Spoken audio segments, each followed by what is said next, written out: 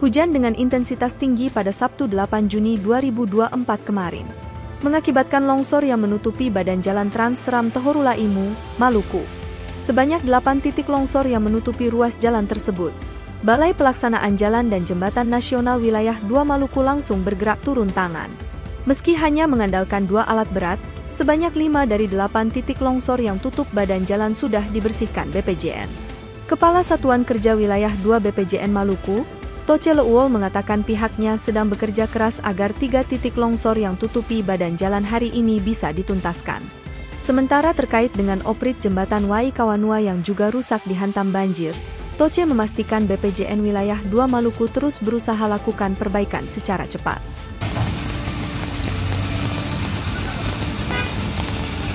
Download Tribun X sekarang, menghadirkan lokal menjadi Indonesia.